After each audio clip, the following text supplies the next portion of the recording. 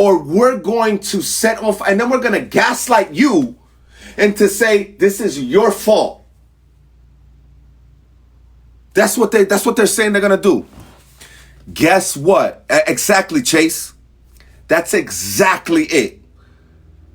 There's tens of millions of people that are neither left nor right. Neither. They don't care. They just work and they wake up. They don't hate Trump, nor do they love the left. They literally they don't care. And they're watching this.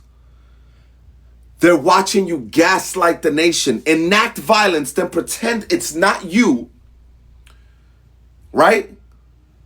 While pointing at, oh, you're violent. We're going to unalive this man because of what he says, and then call you violent, and then gaslight you into thinking that you're the reason why this is happening. And we have to just eat it or something like that. Like, oh yeah, you know what? We shouldn't enforce immigration policies because that makes you guys mad to the point where you want to burn your own city down. We should just let our ideas go. Oh, I believe in God and Jesus. Oh, and I love the Constitution. You're a Christian nationalist. So now we're gonna give you a nomenclature, compartmentalize you as a separate group, and start the dehumanizing. To when you are unalived, we can celebrate it under this false morality. And then when the president acknowledges the truth, you crash out. Who told you this is leftist?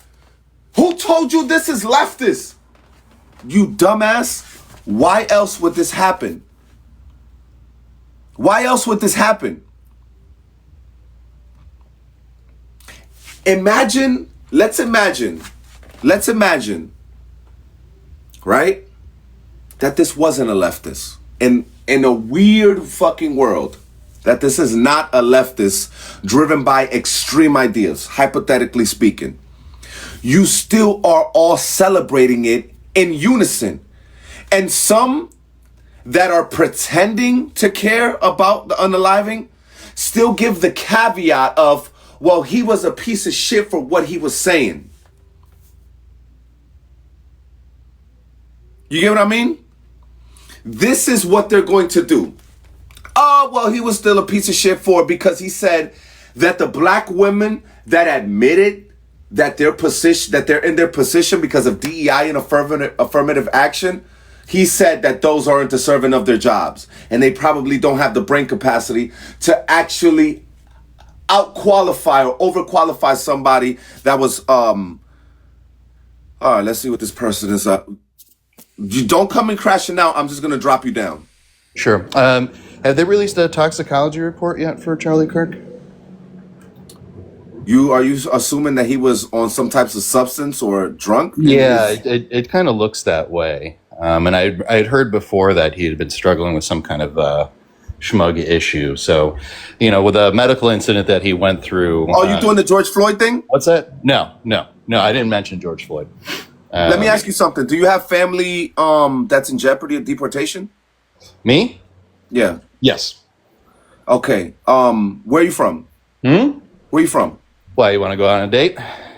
No. I really want to see your parents or whoever's in jeopardy of deportation on their knees in El Salvador getting their head shaved in tears while we throw them in CCOP. That's what I would like to see. Are you crashing out? I'm not crashing out. I'm telling you what I want to see, what I voted for, and I'm going to get that. You're getting real emotional. You're getting real emotional. I'm going to get that. I'm sorry, son. You're going to have to calm down. But yeah, we need to see the toxicology report and see what he overdosed on. And I mean, hypothetically, well, hold on, son. Hypothetically, he didn't overdose on anything. Hold on. He didn't overdose on anything.